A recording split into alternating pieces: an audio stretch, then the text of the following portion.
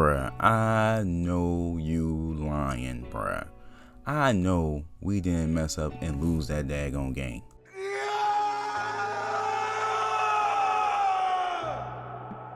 And yes, I do admit I only watched 3/4 of the game because I got a regular 9 to 5.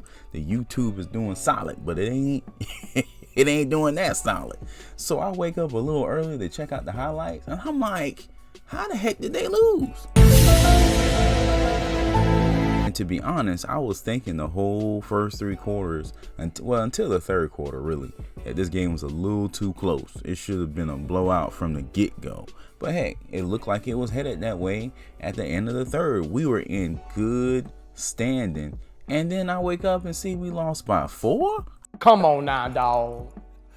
Come on, man. Super duper unacceptable. And I understand there was some bad calls towards the end, some travels and stuff, but the game shouldn't even have been that close against these guys, man. And shame on Spurs fans in the arena, man. Every time the Warriors were making shots, it sounded like a standing ovation. I've been noticing that more and more this season. Am I the only one noticing that?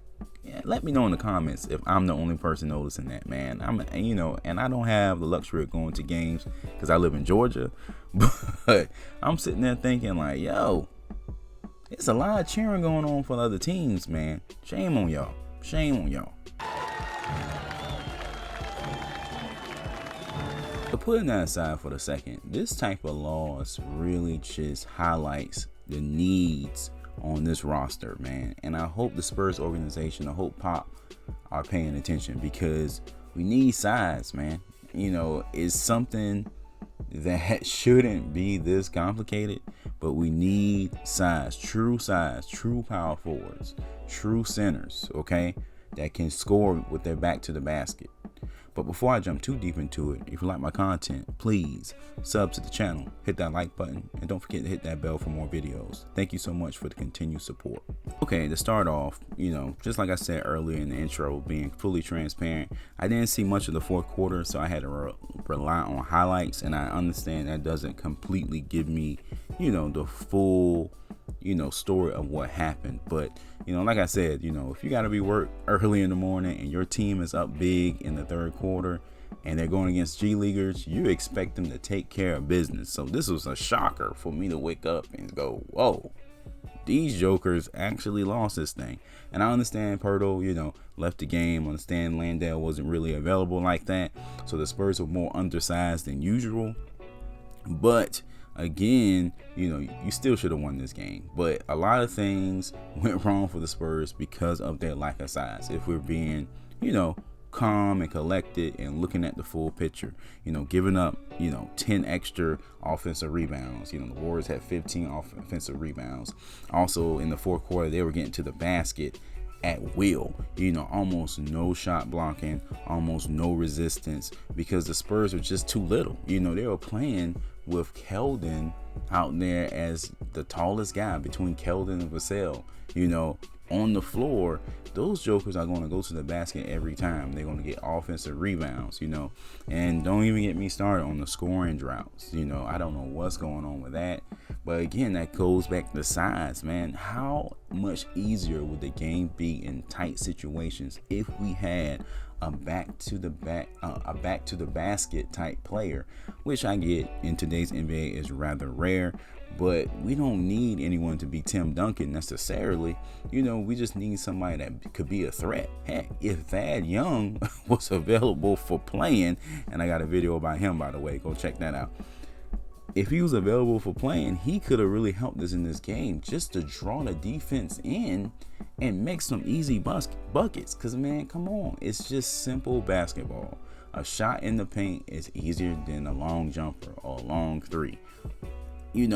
And the Spurs really just need to wake up on this whole idea about drafting so many guards, getting so many guards. And I understand, the rhetoric about getting the best player available. I get that. But at this time, we got to start, drafting by position.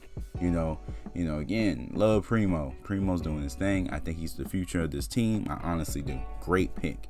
But come on, let's cut it off with him and go get us a power forward that's daggone 6'9", 6'10", that can snatch rebounds when we really need them. You know, Keldon cannot be at the power forward position if we feel like we're gonna, do something in this league. Now, granted, I can kind of see him being at the power forward position if we just get us a bona fide center, which honestly Jakob has been playing lights out. I really don't see him not being a starter for us.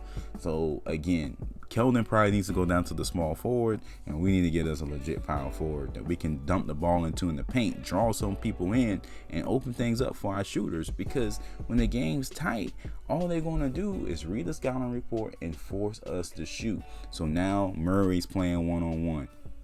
And hell, he almost brought us back. But again, the game shouldn't have been that close. And don't get me started on the bad passes. Bad passes from Murray, bad passes from White, those type of things. Desperation teams like the Warriors were last night are going to feed off that. But I really think at the end of the day, we just lack size, man.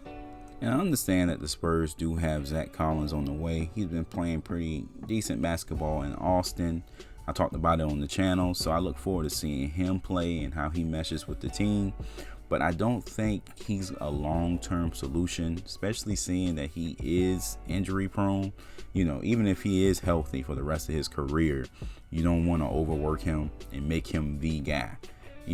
If he's even capable of that. I think the Spurs really need someone special up front with size. I think about the Joker playing in Denver, and don't get me wrong, it's easier said than done. It's easy for me to say this on the mic, but we should be on the lookout for those type of players. We should be on the lookout for size and talent in the paint when it comes to passing, when it comes to scoring, when it comes to three-point shooting.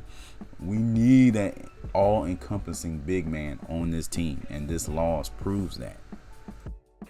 All right, guys, that's it for this one. Thank you for kicking it with me. I had to make a rant video right quick before work so I can just let this go, or I'm going to be ticked off all day. Okay. And I kind of feel like all this is my fault. If I would have just watched the whole game from start to finish, we probably would have won. That's just how superstitious I am. But I figured after the third quarter, I can get a little rest, a little sleep. And dang it, we lost, man. All right, guys, let me know in the comment section. Do you feel like the Spurs have a problem at the power forward center position? Or do you feel like we still should get the best player available in the draft coming up? It's really no wrong answer in my opinion. All right, guys, thanks for kicking it with me, and I will catch you in the comments. Peace.